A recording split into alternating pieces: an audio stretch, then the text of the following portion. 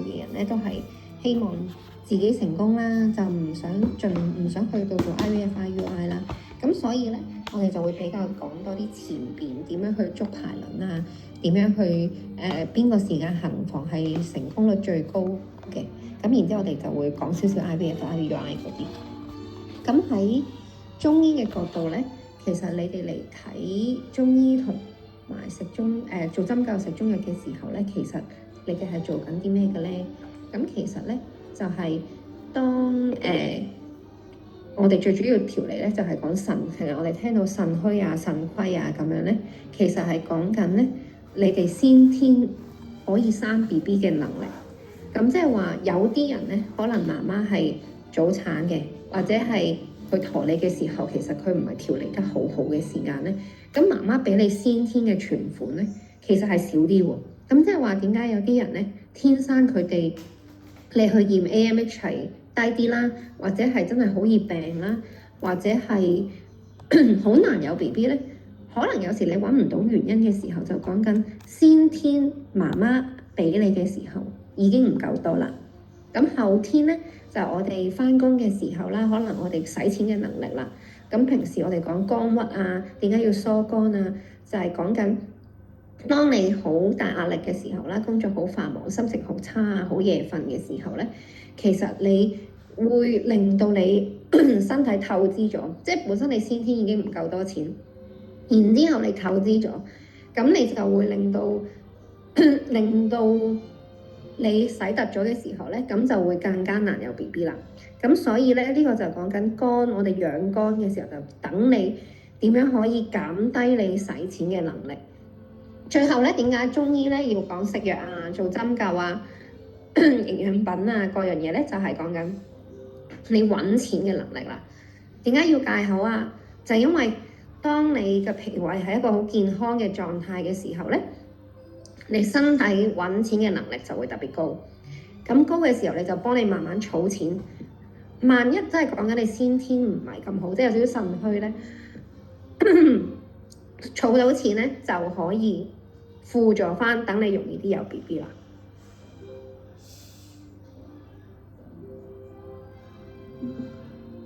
唔好意思啊。咁所以講緊咧，睇中醫咧就係避免你哋身體使錢快過你儲錢。咁即係話，如果腎虛啊、AMH 低啊、卵子質素唔好啊、精子唔好嗰啲咧，其實講緊身體咧，你使錢快過儲錢。尤其是瞓唔到覺、休息唔到嘅人咧，就長期係咁樣消耗嘅狀態。咁就即係話，當你用到你個 saving 嘅時候咧，其實你身體係唔會咁容易俾你有 BB 嘅，因為你都冇基本嘅儲蓄嘅時候咧，佢係會令到你比較難懷孕嘅。咁所以我哋睇中醫嘅時候就睇緊呢樣嘢啦。咁點樣 relate 翻佢啲 hormones 咧？就係當個腎，我哋講腎虛嘅時候，就講緊你個腦點樣釋放啲 hormones 落去，俾個卵巢度。個卵巢咧，我哋就用肝咯去比喻。咁個卵巢點樣去令到你個卵泡成熟，然之後成為一啲好嘅卵子咧？就係講緊你嘅脾胃嘅功能啦，你嘅飲食習慣啦，你嘅情緒，令到你個脾胃健唔健康啦。有時好緊張、好大壓力嘅時候，你胃口差啲嘅時候咧，in return 你揾錢嘅能力都低啲，卵子質素咧都會差啲。咁所以中醫咧，我哋就講腎虛啦、肝鬱啦、脾虛咧，就係你三大嘅身體情況，令到你唔容易有 BB。而且譬如話你平時月經好少嘅 patient 咧，其實就講緊其實你本身個月經就係嚟得唔好啦。咁好啦，咁通常你哋嚟到診所，我哋會做啲咩咧？咁我哋就會做一個週期療法嘅。呢個週期療法咧就係講緊，通常咧第1至4日咧，你哋應該要留意自己月經嚟嘅情況嘅。你哋出血係咪嚟得好暢順啦？然之後咧係咪有冇多血塊啦？你嘅月經量多唔多啦？你有冇 feel 到個流動嘅感覺啦？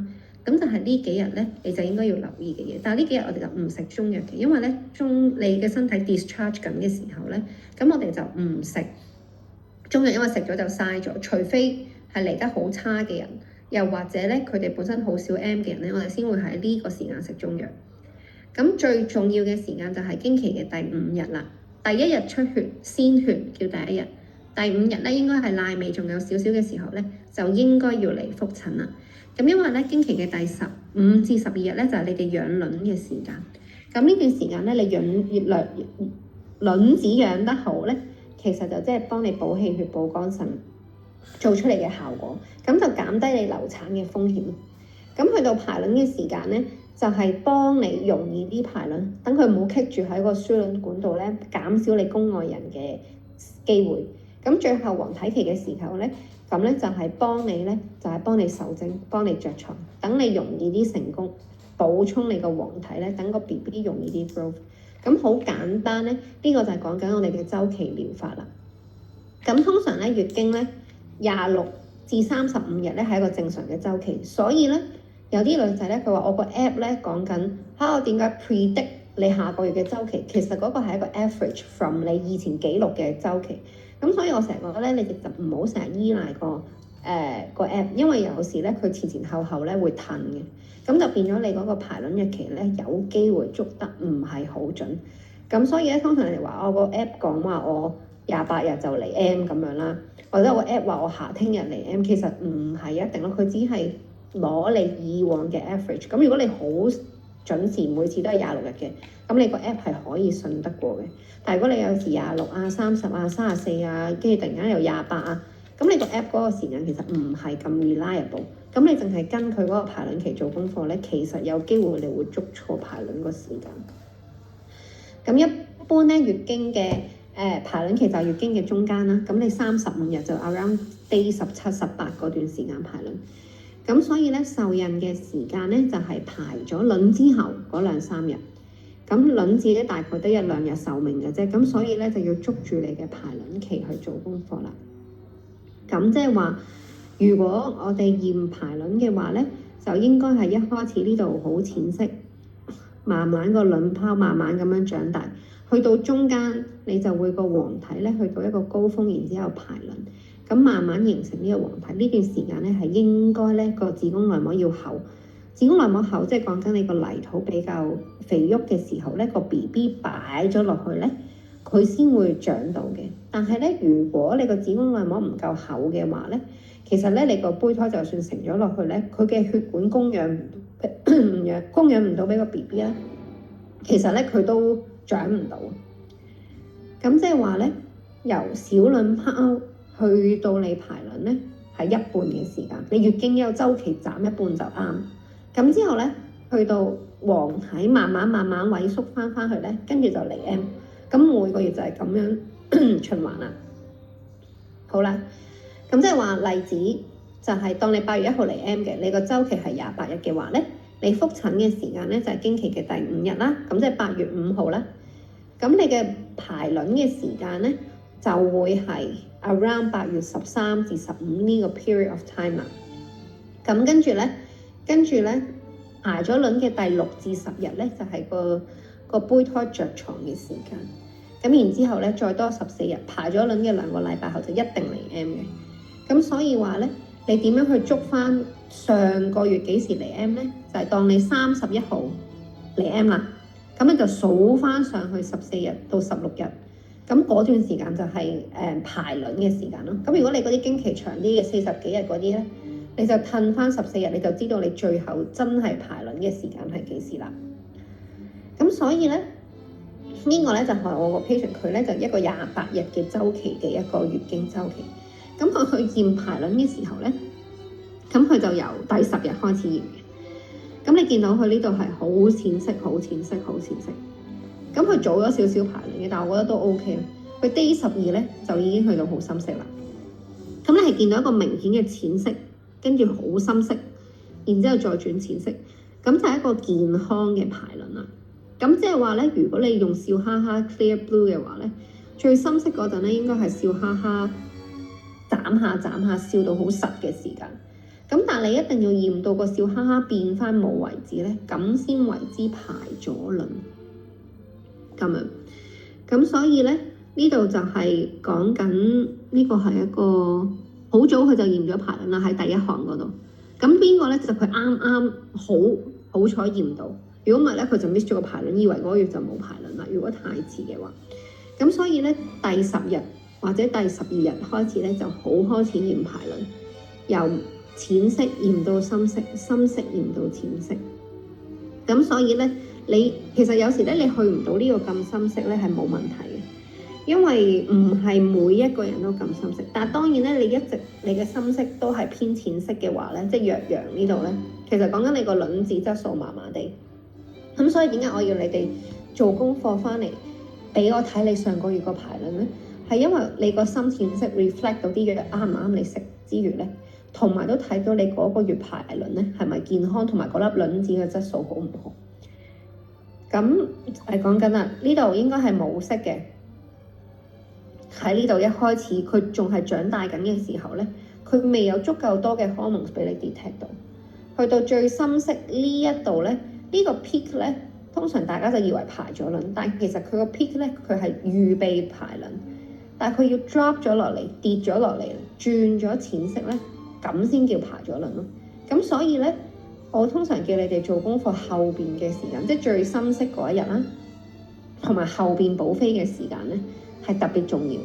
因為後邊咧，如果老公啲精子弱啲嘅話咧，其實佢 survive 唔到咁多日嘅話咧，你後邊冇補飛咧，其實你就 miss 咗個排卵，因為佢後咗排卵。咁你前面做晒功課，啲精子入咗去，但係又死晒咧，你遲咗排卵咧，你就 miss 咗個排卵嘅時間啦。係啦，咁所以咧，如果你哋懶得驗排卵嗰啲咧，通常我幫你計功課咧，就係攞你個月經嘅週期嘅規律，然之後咧，我就幫你計大概 day 14到16嗰段時間就係排卵，咁咧就隔日做功課。因為你日日做咧，未必一定係好。第一，啲精子咧，第二日嗰啲少啲，同埋咧，老公都未必可以連續做咁多日。咁你寧願俾佢唞一唞，等佢儲一儲，然之後先再做功課咧，咁你個成功率咧就會提升啦。咁有啲人咧就同我講，可能佢覺得自己冇排卵啦，又或者係遲咗排卵啦。有時咧係因為真係遲咗排卵，即係你可能去到唔知點解嗰個月成40日嚟，你前面驗亦都冇，你就以為嗰個月冇排卵就放棄咗。第二咧就真係個卵子質素唔好，但係咧其實係好少人冇排卵嘅。通常冇排卵嗰啲咧就係啱啱開始驗排卵咧，諗住就咁屙尿咧屙落去嗰張排卵試紙度咧，其實佢 detect 唔到足夠嘅 hormones， 所以一直都好淺色咯。咁所以驗排卵咧最好咧就係浸落個杯度，浸30秒先。然之後攞出嚟攤一攤咧，咁樣咧先係最好嘅方法去知道自己嗰個排卵嗰個荷爾蒙個濃度，係啦。咁所以咧，如果真係你驗極都冇咧，咁我哋就要睇下你係咪多囊卵巢啦，又或者係咪你驗嘅時間唔啱啦，定係你真係冇排卵啦？咁呢個情況下其實比較少，只要你有嚟 M 咧，每一個月其實你一定有排卵。除非你嗰啲係講緊40-50日、50-60日都唔嚟 M 嗰啲咧，先有機會係一個冇排卵嘅經期。咁好啦，咁點解中醫叫你要調理3至6個月咧？其實講緊咧，一開始你食中藥嘅時候咧，係喺個原始卵泡嗰度咧，慢慢開始召集，好似填報名表咁樣，揾嗰啲原始嘅卵泡咧，慢慢去 groom 佢，慢慢去用中藥去 feed 佢長大。去到真係嗰個月排卵嗰粒卵子咧，其實係要 around 3個月嘅時間嘅。咁所以話，譬如話你今個月開始食中藥咧，調咗出嚟係用中藥調出嚟嘅卵子咧，係 around 今日4、5、6、7月咯。咁所以咧，7月到8月嘅成功率咧，先會比較容易啲提升。當然臨急抱佛腳係冇問題嘅，但係如果你話真係要一啲靚啲嘅卵子咧，其實大概要3至6個月嘅時間。所以有啲人咧睇下中醫覺得好攰啊，好辛苦啊，咁佢就停咗。但係停咗突然間咧，佢就會有咗嘅咯。一嚟就冇咁大壓力啦，因為終於唔使食咁多中藥，唔使針灸；二嚟就係因為到你停咗嗰陣咧，嗰啲卵子就係因為我哋已經調好咗嘅卵子，咁所以個質素好啲嘅時候咧，係會容易啲成功嘅。咁所以喺頭嗰3至6個月嘅時候咧，我哋就開始揾原因啦，做檢查啦，然之後調整中藥啦。因為人同人都要夾下，譬如話中藥食完會唔會好燥啊？會唔會覺得食完個胃唔舒服啊？定係食完生暗瘡啊？即係呢啲咧都要用時間去同你調藥嘅。然之後咧，到你3至6個月嘅時候咧，之後咧，你嘅卵子質素已經提升咗啦。如果老公一齊調理嘅話咧，咁個精子嘅質素都提升咗嘅時候咧，咁嗰陣時去試有 BB 咧，嗰個受孕嘅機會率咧就會提高啦。咁通常咧，一個正常嘅月經咧就講緊排卵正常，再加內膜正常。咁所以咧，頭嗰5至12日咧，我哋俾7日中藥你咧就養卵嘅，等你個卵子質素好啲。後邊嗰10日咧就等你養子宮，等你個子宮血液流動好啲。咁通常咧，如果做 IVF 嗰啲人咧就會知咧，其實好多人咧而家開始就俾阿士匹靈一啲薄血藥，因為咧我哋啲血好結，飲唔夠水係一個令到我哋啲血行得唔好嘅一個原因啦。年紀大係一個原因啦，冇做運動係一個原因啦，子宮寒都係一個原因咧。咁就等你嗰啲血液流動得好差嘅時候咧，其實佢養唔到個胎。咁就算你受咗精咧，佢都唔着床，因為唔夠營養俾個 BB。但係你唔會知，因為冇一個方法係知道究竟有冇受咗精但係唔着床，係暫時未 check 到嘅。咁所以我哋希望減低呢個機會咯。咁所以嚟到咧，通常咧一 set 咧，我哋有3樣嘢俾你嘅，一個叫促孕丸，一個叫人參鹿茸丸。咁就朝頭早食嘅，一個嚟補腎氣、補生 BB 道氣，即係幫你身體儲錢啦。一個咧就係幫你子宮血液循環得好啲啦。個藥粉咧就係 tailor for 你自己個體質嘅。咁然之後咧，去到養子宮嗰度咧，就係講緊啲藥咧，就係講緊頭先講嘅血液循環啦。咁好嘅血液循環咧，就講緊係好似一個河流咁樣，好寬闊啦，啲水流得好好啦。咁即係啲營養就可以容易啲灌輸去到個子宮俾個 BB 啦。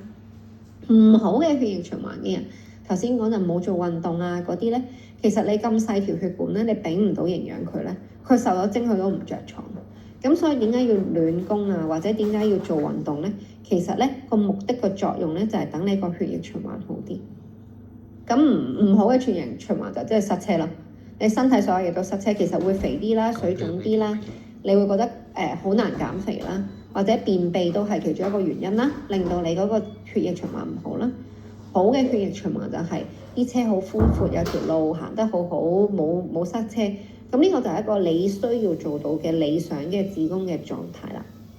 咁係有得 check 嘅，但係基本上西醫唔會花時間用超聲波特登去照，因為佢撳一個掣咧就睇到你個子宮血管。咁如果子宮血管個阻力比較少嘅話咧，就代表你嘅血液循環好。但係一般去睇婦科檢查，佢哋唔會幫你做呢樣嘢。咁針灸咧，通常咧我哋咧就例如咧針生 BB 咧就大概45分鐘啦，因為咧我哋要針兩邊。咁通常我哋趴喺度針條腰咧，補咗生 BB 陀 BB 道氣先。呢度白療穴咧，其實就直接去 connect 住我哋個腦下垂體，等我哋啲荷爾蒙咧 release 得好啲。咁針個肚咧就好顧名思義咧，其實就近個子宮啦，等子宮血液循環好啲啦，暖子宮啦。咁做咗針灸咧，我就覺得唔需要做出邊嗰啲暖宮療程噶啦，因為就重複咗，咁你就嘥錢啦。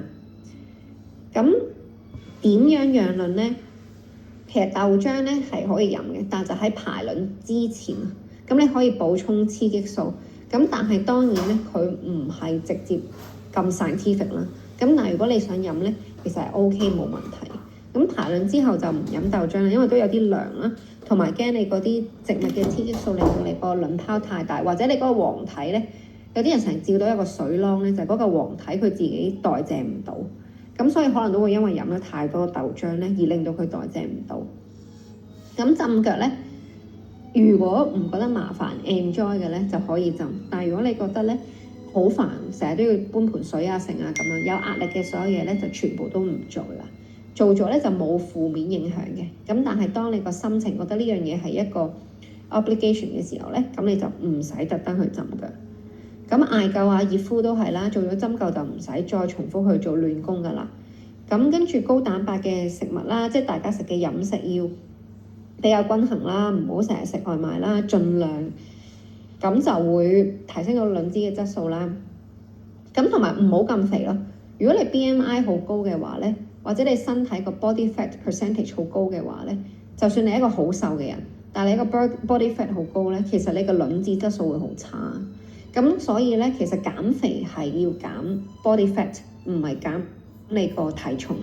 咁你個卵子質素咧先會重，即先會好咯。所以肥妹即係好肥嗰啲咧，其實佢嗰啲卵子就算佢取卵出嚟咧，佢好多都用唔到，因為本身個卵子質素唔靚。咁最後運動咧就係一啲帶氧嘅運動啦、盆底肌嘅運動啦。咁最簡單咧就係做 squat 啦，或者你去踩單車。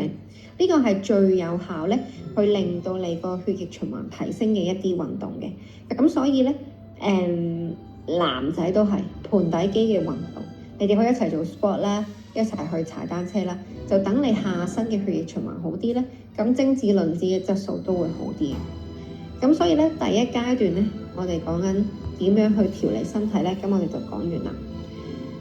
咁幾時去做人工受孕咧？我就覺得而家最難有 BB 嘅咧，就係大概30到35歲嘅女仔，因為好大壓力，覺得好似好易生，然之後周邊嘅人都生晒，但係點解自己仲未得嗰啲咧？呢啲無形壓力咧，其實令到我哋咧係好難有 BB。咁但係咧，呢段時間咧，如果已經試咗1-2年咧，我覺得咧就可以去排公立政府，因為你純粹係壓力而令到你生唔到 BB，唔係你副計唔得嘅生唔到 BB 咧。咁你去政府度做 IUI 咧，就變咗個價錢就性價比高啲，同埋咧就我覺得抵啲咯。因為其實 IUI 都冇乜技巧，唔係話私家診所就特別叻，嗰個醫生特別勁咁樣樣。咁所以咧，我覺得 IUI 咧就可以喺公立政府用一個比較低價，好似3000幾蚊你就可以做咗一次啦。但如果你出去私家咧，就3萬蚊咯。咁所以 IUI 咧，我覺得就值得喺政府醫院做嘅。IVF 咧就好因人而異啦，因為咧佢政府醫院嘅 support 始終都係低啲嘅，即係你做完之後佢冇乜西藥俾你。咁如果除非你自己揾一個西醫配藥俾你，咁但係咧私家嘅診所咧，其實佢係多計仔啲。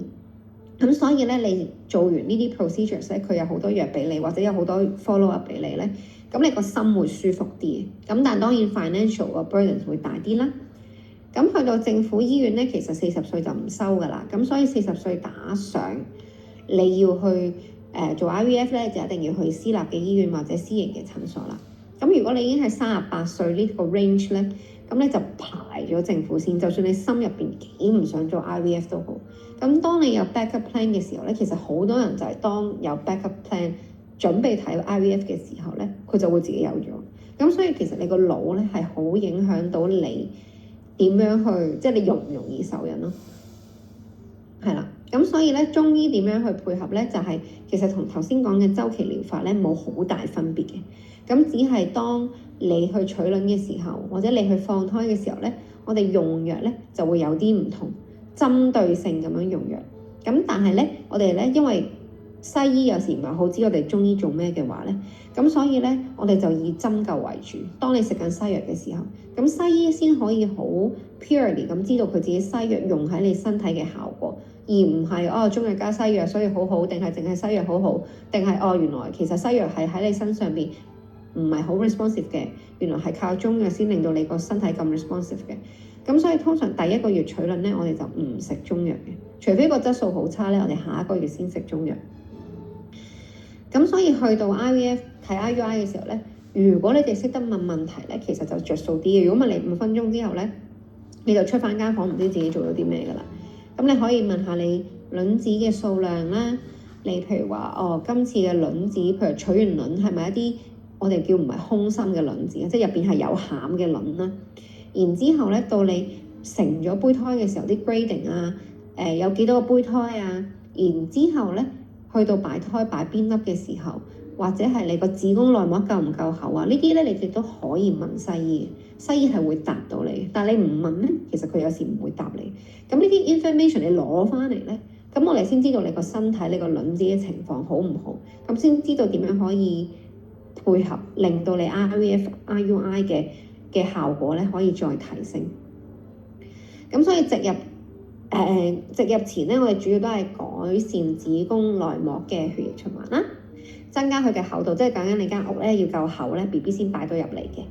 擺咗之後咧，其實最主要就係補氣血咧，等你個 BB 容易啲着床，因為個 BB 已經喺入邊噶啦嘛。咁我哋要佢 anchor 落去咧，就要少少氣咧幫佢補咗上去，等佢種咗落去先生到啲芽咧，變咗棵小種子出嚟嘅。咁之後咧，其實最 emphasize 就係早孕嘅時候，一有咗咧，其實咧通常西醫咧有啲人就你食我嘅安胎藥就夠啦咁樣。咁當然都部分足夠嘅，但係咧，如果有中藥同針灸咧幫你補咗嗰道氣咧，有時係真係可以容易啲，再令胚胎發育得好啲嘅。咁所以睇中醫咧，你要準備啲咩資料咧？其實你準備漏咧，我嚟到我都會問翻足嘅。咁但係如果你準備得好咧，咁就可以我哋節省咗我哋問症嘅時間。咁我哋就重點去 tailor 去傾究竟點樣可以輔助到你而家生 BB 個計劃咯。咁除咗月經情況啦，就係你通常我啲女仔都大概知道㗎啦，你嘅週期啦，28日定30日定35日嚟一次 M 啦，每次嚟 M 個量啦，有冇血塊啦，有冇痛啊，跟住嚟 M 之前有冇胸脹啊、腰酸啊嗰啲啦。咁然之後就檢查啦。如果你就算女仔自己一個人嚟咧，你都帶埋老公嘅精子報告嚟，因為一陣間我都會講，有時啲西醫話都 OK 啦，咁但係其實有啲 index 唔係好 OK 嘅時候咧，其實都影響咗你個受孕成功率。有時好多時其實發現個問題喺個男仔度，然之後咧係個老婆係咁睇中醫咯，因為但係個老公啲精子超差，咁但係死都唔肯睇中醫，跟住就影響咗一直喺度唔知做緊乜咁樣啦，大家個進步好慢，個 progress 好慢。咁以前有冇小產過啦？有冇做過婦科手術啦？有冇息肉啦？有冇肌瘤啦？有冇朱古力瘤啦？有冇子宮內膜炎症？同埋會唔會好容易陰道炎、尿道炎？因為如果你身體成日發炎咧，你個子宮成日發炎咧，其實都好難有 BB。咁同埋食緊啲咩藥？同埋食緊啲咩 supplement？ 係啦，咁呢度咧就講緊自己 prep 咗幾耐啦，中間有冇用排卵紙啦？點樣用排卵紙啦？如果你有嗰啲排卵記錄咧，就拎埋過嚟啦。咁然之後就檢查咧，我哋就睇下你做咗啲咩檢查。去到一個時候咧，就有咩檢查要加落去做。即係有啲人話使唔使做宮腔鏡啊？使唔使去 check 下一個子宮內膜有冇發炎啊？有冇抗體啊？使唔使 check 免疫咧？有啲人就一氣呵成做晒，但我覺得有啲嘢咧係 step by step 做咧，咁樣先會比較合適啲咯。如果唔係咧，一下子咁樣咧好 stress，然之後咧你檢查嘅時間已經用咗2-3個月先等到晒啲 report 咧，除非你好唔心急咯。如果唔係咧，就有啲嘥時間。咁然之後，譬如話流產啦，你要記得，譬如話係幾多週流產啦，係食藥啊，定係自己流咗出嚟啊，定係做手術流產啊，有冇早產啊？呢啲記錄咧，我哋都需要知道嘅。然之後，譬如話有冇 PCOS 啦，有冇盆腔炎過啦，即係各樣婦科嘅檢查，同埋有冇做過手術啦。咁呢啲咧，因為做過手術嘅話咧，可能你個肚咧會比較多黏連咧，都會影響你對藥物嘅吸收嘅。咁然之後咧就係身體情況啦。咁譬如話有冇你嘅飲食習慣啦、大便啦、瞓覺啦、胃口啦，呢啲咧全部都係有一個 indication 嘅。咁然之後咧就 supplement 啦，因為咧其實好多人咧，其實你嘅正常嘅食物咧係可以俾到一定嘅維他命你，咁但係咧你就成日好驚自己食唔夠啦，跟住就買勁多啦。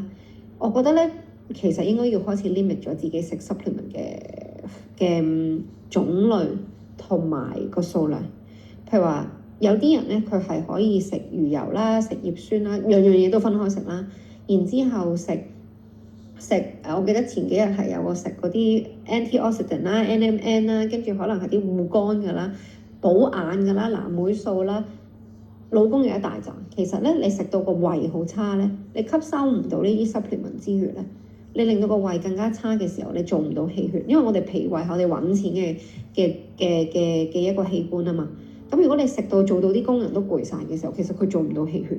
咁所以咧，如果你已經又要食中藥啦，或者你已經食埋西藥做緊 IVF、IUI 嘅時候咧，你嘅 supplement 其實應該要多啲係食物補充 ，instead of 搏命買唔同嘅 pills 去食，係咪？有時你未必 digest 到。咁所以咧，食完咧，你做到成個工廠壞晒咧，咁就弄巧反拙啦。咁 supplement 咧，我覺得呢啲咧綜合嘅咧，其實就夠噶啦。咁唔同嘅價錢啦，但係 Materna 其實個成分同雀巢一樣，咁所以你哋2揀1就得噶啦。咁如果簡單啲嘅 Elevate 其實都好夠咯。另外咧，你哋要補充就補充維他命 D， 因為我哋女仔坐 office 咧，大部分都唔曬太陽嘅話咧，維他命 D 一定唔夠。維他命 D 係幫你精子同卵子合成嘅一個好重要嘅 element， 係一個 powerhouse 嚟嘅。如果你唔夠維他命 D 咧，其實咧你可能好難受精。咁所以譬如好似我家姐個 friend 咁樣咧，即係我家姐可能27歲就生 BB 啦。咁跟住佢個 friend 係今年36歲先生個 BB 啦。其實佢就係一個唔曬太陽啦，去到邊都擔遮啦，白雪雪嘅一個女仔。咁後尾咧，佢去做 IVF 嘅時候，政府就擺咗佢入嗰個維他命 D 組啦。咁佢食嗰啲，因為係一個實驗嚟噶嘛，佢唔知道自己係咪食緊個維他命 D 啊嘛。咁最後咧，我就唔理啦。總之你唔該大量補充咁樣啦。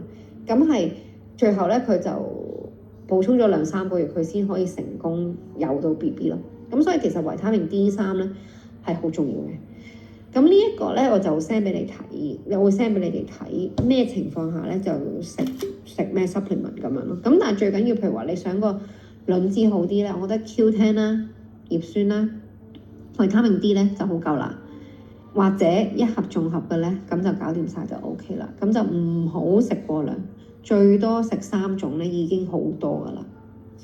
咁另外咧，你會見到一啲中藥嘅 supplement 喺坊間啦，其實唔係好適合嘅。咁所以咧，就如果食緊中藥嘅時候咧，就唔使再食啲咩白鳳丸啊，跟住啲咩蟲草膠囊啊嗰啲咧，完全唔需要啊，嘥晒啲錢。呢一個咧都唔適合，因為好嘈嘅。你哋食完之後咧，其實可能你會爆多啲暗瘡添，因為嗰啲你見到有譬如乾薑啊、肉桂啊、豆蔻啊，其實係一啲好溫暖嘅藥，但唔係每一個女仔都需要咁溫暖嘅藥。咁所以咧，其實你哋嚟到食中藥咧，嗰隻補咧，其實都唔係真係一味食一啲好燥、好溫補嘅藥嘅，真係睇你個體質咧去 balance 翻俾你。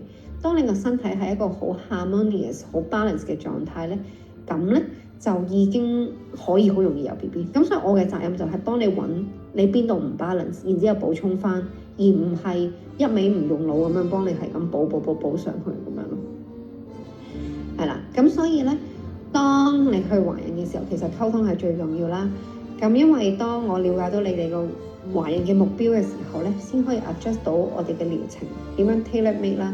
就算個 standard procedure 係3次針灸17日中藥，其實係根據你嘅情況啦，你嚟唔嚟到針灸啦，而去有啲 adjustment 嘅。譬如後生嘅可能唔使食咁多日藥啦，如果係年紀大啲嘅，可能要食足啦。如果你嚟唔到針灸嘅，咁你個藥要點樣 adjust 啦？咁呢樣嘢就係透過溝通同埋理解咧，我哋先可以揾到一個最 ideal 嘅 formula 去俾你食咯。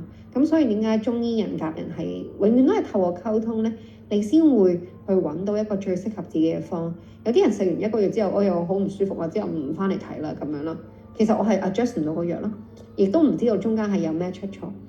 咁所以食緊中藥嘅時候咧，有溝通咧就係比較好嘅。但係有時可能有啲過分緊張嗰啲咧，咁我就可能未必會理咯，因為可能嗰啲係留意得太仔細，其實係一啲焦慮嘅時候咧，咁可能我就未必會轉我個藥俾你哋啦。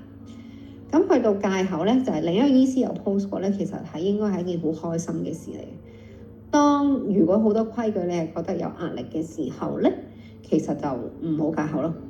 因為你覺得生 BB 呢件事已經咁大壓力嘅時候，你仲要戒口，又唔可以食呢樣，唔可以食嗰樣啊！食完呢樣又驚自己點嘅話咧，咁我就寧願你一啲都唔戒啦。因為你唔會食咗一杯雪糕之後生唔到 BB， 你唔會飲一啖可樂之後生唔到 BB。咁所以咧，戒口咧就暫時咧，我覺得比較鬆動啲 option 咯。你唔係日日去食魚生啊，日日食壽司啊，日日食飲凍嘢啊咁樣咧，我覺得都 acceptable 咯。咁所以我諗大家都知 IUI 同 IVF 係做咩啦？我覺得而家 IUI 嘅成功率其實真係低咗好多。一嚟係少咗人做啦，二嚟其實本身啲精子唔靚又唔調，跟住又去做 IUI 咧，其實佢都唔會特別成功率好高咯。反而真係有調過嘅咧，我覺得係會成功率高啲嘅。咁然之後 IVF 咧就其實調咗嘅話咧，35歲樓下做 IVF 咧，基本上一定成功，除非身體免疫好多問題。36到40其實我覺得都唔難啦，係40打上去做 IVF 咧就要少少時間，要啲 expectation 啦。咁呢個價錢咧，我呢度都其實 underestimate 咗，大概咧 IVF 入場費香港而家16萬港紙，咁所以咧你如果唔成功，你就當慢慢 double up 咯，跟住加8萬加8萬咁樣加上去，台灣就大概一半咁樣嘅價錢。咁好啦，到你哋有咗之後咧，咁通常咧一驗到有咧就翻嚟安胎噶啦。基本上咧第一日排卵喺呢度叫 day 0咧就受精，你要6至10日咧先碌到去個子宮內膜嘅。咁所以咧，點解唔好叫你咁早偷驗 BB 咧？就係因為你都未碌到出去，你驗咧一定冇。咁但係你去到最快咧，排咗卵之後1個禮拜後咧，其實就差唔多驗到好淺色嘅早孕咯。咁再穩陣啲就梗係2個禮拜後，等未嚟 M 之後，我哋再睇下有冇成功懷孕啦。咁然之後咧，就另一個方法咧，就係當你驗到好淺色又唔係好 sure 自己係咪有 BB 嘅時候咧，咁你就可以去驗 HCG 啦。你就去一個普通嘅診所，然之後揾個西醫開紙俾你寫驗血。咁呢個係一個好早孕嘅 patient， 所以佢一開始咧個 index 咧就係100幾。我哋講緊翻倍就講緊我隔一日，我星期一去163，我星期3去咧應該要去到300噶啦。然之後我星期5翻去應該要800。咁呢個先係一個好嘅胚胎咯。如果唔係咧，你翻倍翻到1.5倍咧，有啲病人1日後可能200咁樣咧，你預咗個胚胎發育咁慢咧，佢應該唔係好得㗎。就算佢繼續夾硬發育到落去咧，其實都應該會小產。咁所以咧，呢個翻倍就係要抽血咧先驗到。其實驗到咁上下，西醫唔驗㗎啦，佢就等你去照有冇胎囊，有冇心跳。咁所以咧，當你有咗 BB 咧，其實頭12週咧最重要，我哋做嘅嘢就係保胎、安胎、長胎，尤其是小產過嘅人。因為咧，就算照到心跳咧，都唔好咁開心住。最容易 silent miscarriage 咧，就係講緊第7至第10週嘅時候咧，好容易好開心諗住再去照下個心跳嘅時候都冇咗，咁啊成間房靜晒，好唔開心噶啦。咁就基本上其實通常都係 BB 嘅 DNA 唔好，佢先會唔發育嘅。咁去到之後咧，就講緊佢哋 maturation 嘅時候咧，會有一啲問題啦。咁所以今日冇懷孕嘅媽媽咧，咁我哋就唔講第2、第3個 trimester 應該中醫做緊啲咩。咁最主要講第1個 trimester 就要保胎、安胎、長胎。咁有咩人特別需要保胎、安胎、長胎咧？就係高齡啦，miscarriage 咗好多次嘅人啦，雙胞胎啦，呢啲咧就一定要保胎、安胎、長胎。咁咧而家咧以前咧就係咁樣嘅，臨最尾先多產檢，前邊咧 hea 地嘅，講緊好耐之前。而家講緊咧頭12週咧先係最重要。點解唔好講俾人聽？唔係因為 BB 小氣，係太多嘢發生啦。因為你12週中間你流好多血咧，其實咧都有好多 uncertainty 咯。即係就算流血唔一定 BB 冇咗，但係實在會令到你好焦慮啦。咁所以通常我哋 special care 咧就講緊頭12週，寧願擺多啲資源喺頭12個禮拜，陀穩咗啦，你唔翻嚟咧都 OK。咁但係頭12週就盡可能小心啲啦，唔好去旅行啦。如果流血嘅就即刻揾西醫攞一啲安胎藥，同埋翻嚟保胎安胎啦。咁同埋咧，點解12週咧應該係你嗰個發育最關鍵嘅時間咧？就係講緊你見到去到12週咧，啲嘢咧綠色係去緊 maturation 啦，繼續 develop。紫色嗰度咧係嗰啲基礎發育。咁佢去到12週啲嘢先真係發育得晒。咁所以咧，頭嗰12週咧唔好咁亂食嘢咧，就係因為講緊咧，當你唔夠營養嘅時候咧，其實 BB 咧都發育得唔好。咁所以小產咧，通常講緊媽媽就好似個尿袋咁樣，俾個電 BB。如果係因為媽媽唔夠電，即係你本身身體好虛嘅話咧，就算你小產咗，你攞個胚胎去驗冇問題咧，咁就一定係媽媽太虛，身體負荷唔到咧，咁佢就會停咗去 develop， 個工廠暫停唔做嘢啦，咁就將 BB 排出嚟啦。咁所以咧，頭先講緊營養最緊要咧，就係講緊呢個係講緊以前呢個 Dutch Famine Birth Cohort 咧，就係講緊嗰個研究，就係講緊以前咧有啲人饑荒嘅時候咧，媽媽唔夠嘢食咧，其實之後咧係追唔翻啲營養，所以咧應該咧就算幾想嘔咧，盡量都要食啲有營養嘅嘢。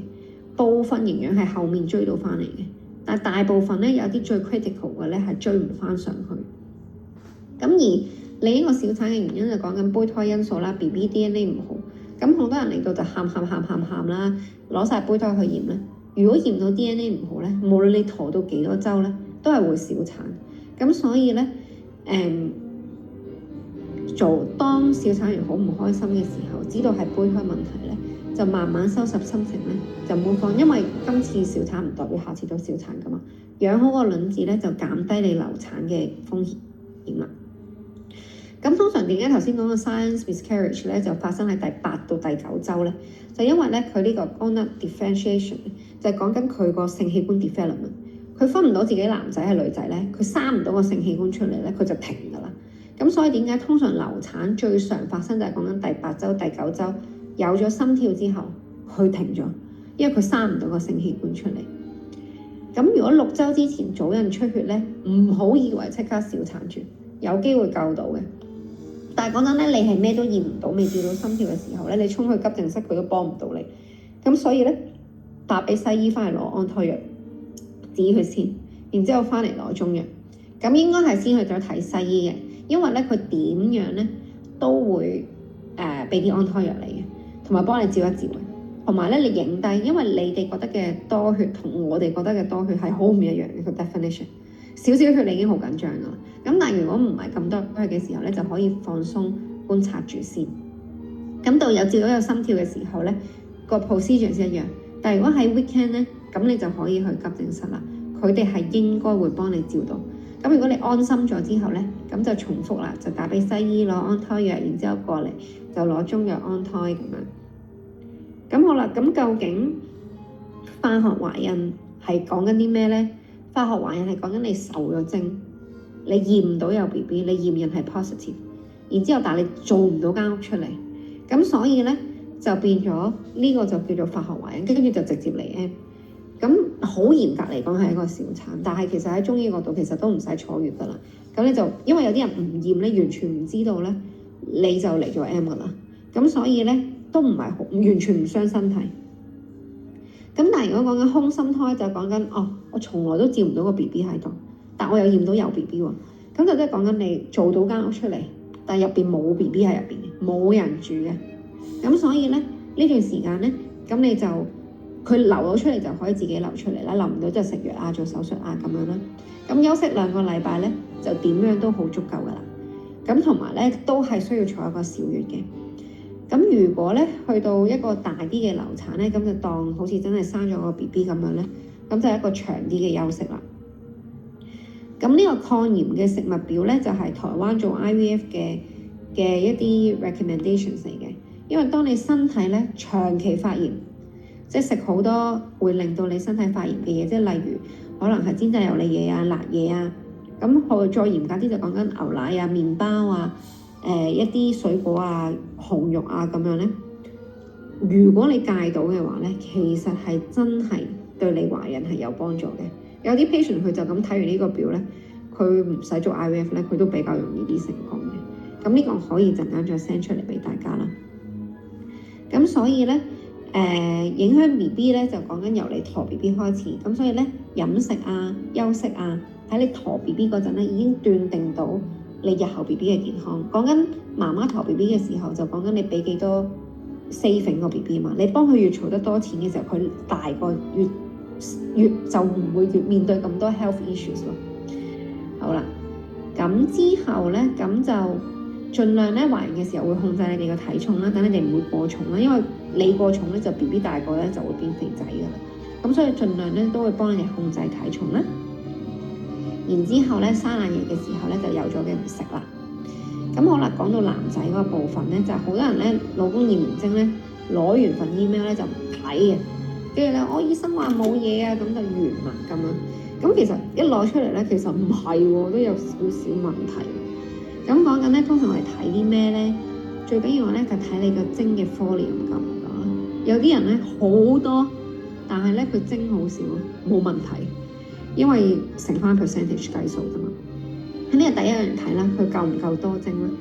第二講緊識唔識游水啦 ，motility 向前游水先游到去揾呢粒卵子。佢識游，但係原地轉圈咧係揾唔到粒卵子。咁然之後咧就係睇佢嗰個sperm count 啦，入邊係咪真係有精子入邊啦。然之後最後就睇 morphology 啦，佢個形態。咁樣形態太少嗰啲咧，其實都可以自己有。但係如果真係低過1好少嗰啲咧，其實你要預咗要計劃，慢慢去做 IVF 或者揾老公嚟調。咁通常有啲人係調到1去到2，好勤力嘅人可以去到4咯。咁但係要好勤力講，每個禮拜翻嚟針。咁所以如果老公做唔到咁勤力嘅時候，就要諗下第二啲 alternative 啦。咁究竟點樣去諗啲精子咧？咁我精子你就當好似游泳健將咁樣啦。咁佢就點樣去揾個卵子咁樣啦？咁啊講緊，當你精子好正常嗰啲人就講緊佢游水超叻啦，游到去揾粒卵子已經成功受精着床咁樣啦。咁講緊冇精嘅人咧，少精 sperm count 冇游水健將，唔夠多，唔識游水嘅人，咁所以咧佢唔能夠揾到粒卵子，唔夠多人入去，咁呢個就叫少精症。咁另外弱精就講緊頭先唔識游水嘅人，唔識嘅即係 hea 地喺度唔知做咩嗰啲精子咧，咁係好難揾到粒卵子嘅。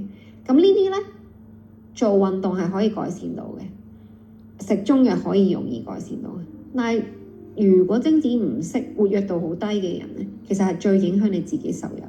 咁即係話，如果你老公嗰啲精子報告咧，佢勁唔識游水嗰啲咧，你預咗你自然懷孕嘅機會會低啲。咁然之後咧，morphology 啦，就係講緊形態唔正常，就講緊你啲精咧甩頭甩尾，兩個頭，條尾咧兩條尾，歪咗嘅條尾。咁呢啲咧中間呢度斷咗嘅一嚿嚿嘅，呢啲就叫做精子唔靚。咁呢啲游咗上去，就算受到精咧，都唔着床或者都少產嘅。咁所以咧，我哋就盡量咧，老公調精子咧，就希望調到佢靚嘅精子。但係西醫嘅角度冇呢樣嘢，有一條靚嘅精子做 IVF 咧就搞掂。但係通常我哋見到有老公配合嘅 couple 咧係易啲有嘅，因為咧 emotional support 一個啦，另外咧真係會提升咗精子質素嘅。通常咧，精子唔好嘅人咧冇感覺嘅，生活正常。咁但係有啲人都有啲真腎虧嘅老公咧，可能做功課嘅時候唔夠硬啦，又或者射唔到精啦，或者交唔到咁多嘅功課啦，朝頭早冇咗晨勃啦，呢啲講緊真係有少少腎虛啊。咁呢啲咧係好應該要調理嘅，而且係可以感受到嘅改變。食中藥係感受到個分別。但係咧，普通就咁精子唔好，但係性功能正常嘅老公咧，食中藥咧，你就當幫身體儲錢，冇 feel 嘅，但係精子會好咗，係啦。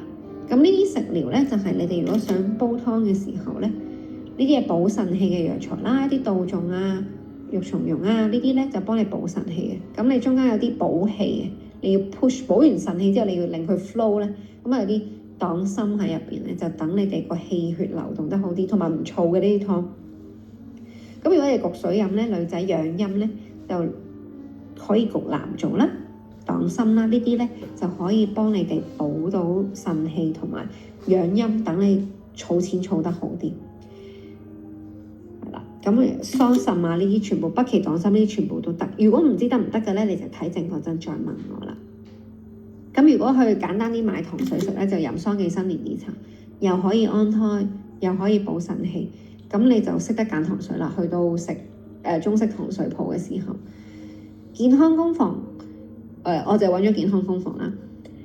養補腎氣嘅湯咧，嘅茶咧，你可以見到有呢啲啦，首烏芝麻啦，補腎嘅配方啦。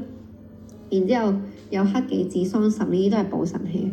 然之後咧，呢啲湯咧全部都係好溫潤咯，即係唔會飲到你好燥嘅湯咧。你哋就如果唔煲湯嗰啲，你就可以買翻去屋企自己飲啦。咁好啦，差唔多講到最尾噶啦。咁咧就講緊究竟有冇得生男仔女仔咧？如果要食嘢咧，其實我覺得冇嘅。如果你問我咁多年，就算我哋有鹼性食物表咧，食完咧其實唔覺得有幫助。咁但係你可以照食咗先。咁然之後咧。男仔染色體嘅精子咧 relatively 講緊細條啲啊，短命啲嘅。咁所以我哋會叫你咧做功課嘅時間咧擺喺後啲，唔好勁早就開始做咯。呢個係有少少臨床上見到係有少少分別咯。咁但係都唔 guarantee，但係你可以試下。咁食嘢我覺得冇乜太大分別，係啦。咁所以咧去到最尾咧就係講緊。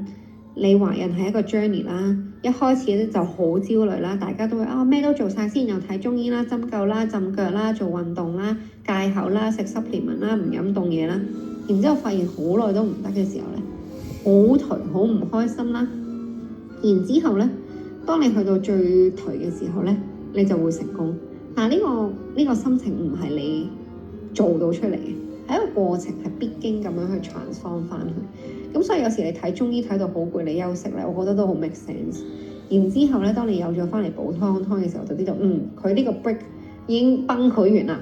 然之後咧，再翻嚟咧係會身心都健康啲。咁所以咧，so far 咧就俾到你哋嘅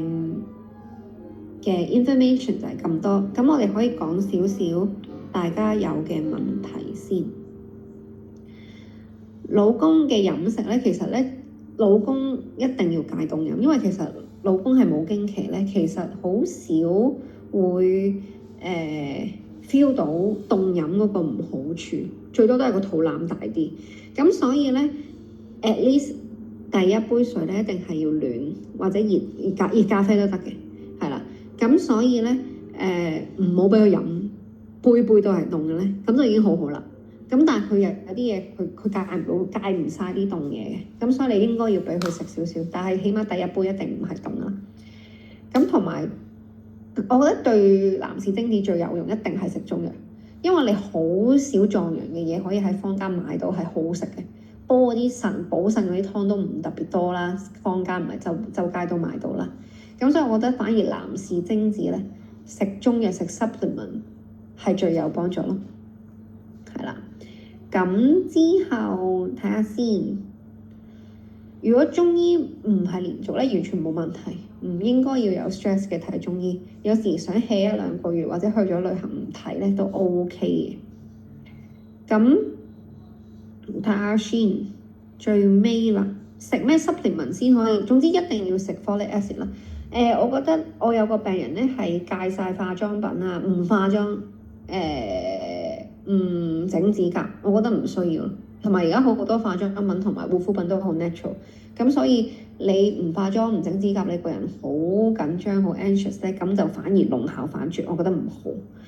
然之後咧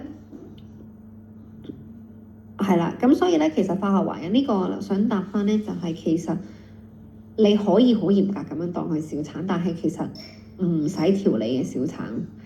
跟住點樣喺繁忙工作有效提升做功課嘅次數咧？其實應該就冇嘅。你只要捉得好嘅日子咯，你只可以最有效就係你捉排卵嘅時間要比較精準。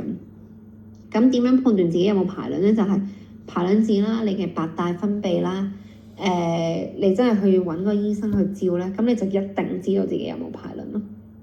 係啦，咁就中醫可唔可以幫助到免疫咧？其實係可以嘅。咁但係如果你已經去到好心急、好焦慮、年紀好大嗰啲咧，我覺得食西藥係比較折衷啲咯。咁樣中西配合係比較快啲啦。咁最後咧就係息肉1 cm 咧，就中藥係消失唔到嘅。咁但係如果係比較細嗰啲，你都可以搏下。但係其實一個好簡單嘅手術咧，你哋做咗佢咧係會容易啲成功嘅。咁所以咧，如果有子宮肌瘤咧，或者朱古力瘤咧，佢唔影響你着床咧，細過5 cm 咧，你就可以俾中藥試下處理下先。因為有時減咗肥啦，做咗運動啦，食咗中藥咧，嗰啲肌瘤啦、息肉就會細咗。咁但係息肉肌瘤同埋朱古力瘤，息肉就唔會嘅。咁所以咧就 so far 就係今日係咁多，有冇問題？我睇下先。好，大家有冇問題？嗰個 coupon 咧，我會復活節 send 俾大家。但係咧，你哋個名咧已經喺晒萬全堂個 list 度㗎啦。咁即係話，如果我未 send coupon 啊，你已經要嚟睇醫生嘅咧，你就話個名俾啲 receptionist 聽咧，咁你哋就會自動 free 咗個 consultation。咁我會 send 翻個 price list 俾你哋嘅。咁通常而家簡單講一講咧，就 first consultation，我哋1個月經周期收1次診金。女仔嗰邊，咁即係我哋第一次初診咧，講緊由頭都未睇過嘅咧，我哋就500蚊診金。咁然之後咧，咁你翻嚟做嘅針灸食藥啊嗰啲咧，就全部冇另外再收你診金噶啦，就包晒成個月。咁針灸咧就800蚊一次。咁中藥你預 around 100蚊到120蚊一日啦。咁第2個月嚟 M 咧，診金就300蚊，咁所以都係包晒之後所有針灸啊嗰啲嘅。咁當你有咗嘅時候，我哋就收一次診金咧，就針灸針到去你生噶啦咁樣樣。咁男仔嚟睇咧，咁通常如果你哋通常老公一齊嚟睇咧，有時我都 free 咗，因為老公肯嚟一個 emotional support 就當一個即係我都 support 你哋，支持你哋陪太太過嚟。咁所以咧，通常有時診金都未必收。咁但係如果啲好複雜嘅，可能 keep 住嚟嘅就會收啦。咁就老公咧嘅 consultation coupon 咧係冇 expiry day 嘅，因為通常唔係咁容易叫得喐啲老公即刻過嚟。咁但係太太嘅 expiry 嘅 consultation coupon 就我俾你哋2個月嘅時間啦。咁就係咁啦。咁啲試紙咧，我覺得其實如果你哋淘寶淘到咧，就最性價比最高。咁就唔好用 Clear Blue 啦。其實笑哈哈好難睇，因為笑哈哈我有個 patient 可能由第10日開始笑到10幾日咁樣啦，因為佢有 PCOS 啊成啊，咁就嘥咗好多錢，又驗唔到一個好 accurate 嘅排卵時間啦。咁所以就唔好咯，好貴。咁然之後淘寶唔到診所得買，但係貴啲咁樣啦。咁咧另外咧就嚟 M 嘅時候，如果第4日咧都可以針灸，因為都差唔多完咗。咁但係如果你話第1、2、3日針咧冇乜意思，除非 M 痛嗰啲人針止痛咧先會有意思，同埋想嚟得 smooth 啲嗰啲。如果唔係就唔好嘥咗個針灸啦。就係咁。咁另外 booking 咧就可以揾翻 reception book， 咁就睇下，因為咁而家佢哋放咗工啦，咁你就 send 個 WhatsApp send 定佢哋聽朝就會覆你，咁你就揾一個時間俾你哋過嚟睇醫生啦。係啦，就係咁。咁就我有一個小總 handout 咧，就應該可以 send 翻出嚟，就今日個 talk 嘅重點同埋啱啱講嗰啲食療，我就會 send 翻出嚟啦。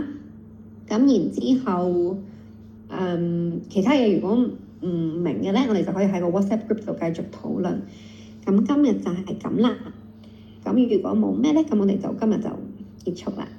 OK，多謝大家參與，拜拜。